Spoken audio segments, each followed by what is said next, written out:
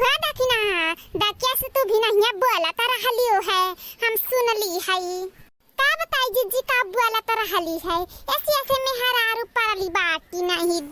गांवा में बने ना कि का बताई जौन चीजिया लेके जालिन उ चीजिया डरसाई लाइक ढाई दियालिन इतना नहीं ख्याल न के रहाला मेहररुवन के कि जेकर चीजिया लेके जाता हैली तेकर संगरिया से लाइक ढाई दी लेके जाइलिन बिगाड़ के लाइक ढाई दियालिन कौनो चीज रहाला का हुआ दखिना का बिगाड़ दी हलिन मेहररुया तहार का बताई जीजी परिया से रहल है इतना नीक का रहल है 1200 का मंगौली है बहिन ओकरे बाद में लाइक बिगाड़ के ढाई दे हलिन बिना परेश कइले पहिना पनाई रहलिन एक जनी बाटिन रोज रोज मांग के लेके जात रहलिन है बिगड़ी गइल त लाइक घर में धीरे से ढाई दे हलिन बताइबो नहीं कइलिन कि बिगड़ी गइल बा तहार परसवा ले जा बनवाई लिया नहीं त बनवाई के लाइक दई दियाई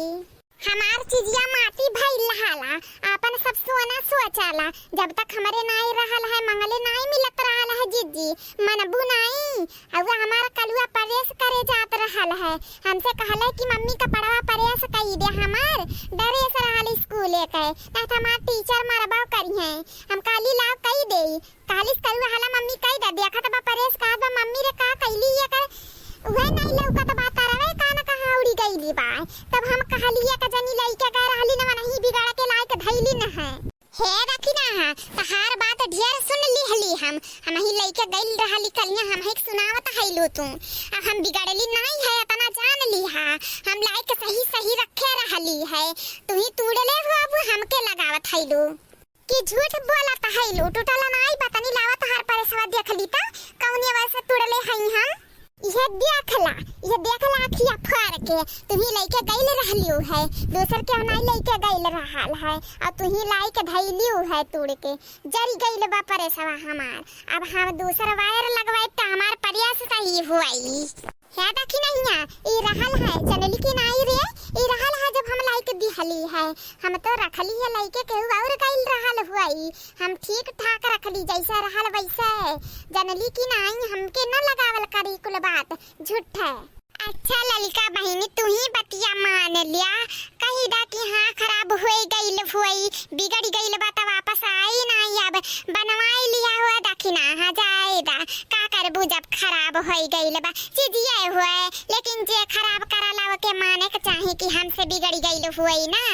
ठीक बा जीजी बनवाई तो लेबे करब हम कुछ कहा त नहीं हैली लेकिन हमरे नहीं रहल त सोना भइल हाली है चीजिया हमरे परेशवा नहीं रहल मंगले नहीं मिलत रहल रे पंखवा चालू कई देत रहल केहू बैठल रहत रहली बंद कई के भीतर आई देत रहल है सब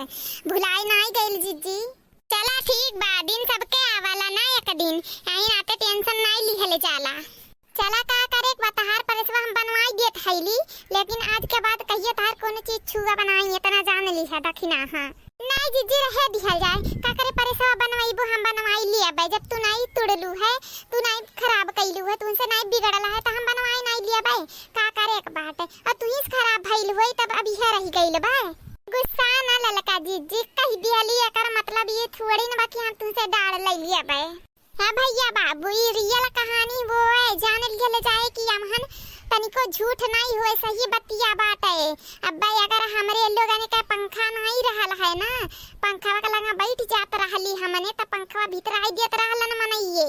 हां ई सही बतिया हुआ है और हे भैया बाबू वीडियो को लाइक शेयर सब्सक्राइब जरूर करल जाई काहे कि बड़ा मेहनत करी ले हम जान लियल जाए सब्सक्राइब कर दियल जाए भैया बाबू अब वीडियो पूरा देखल जाई हमार।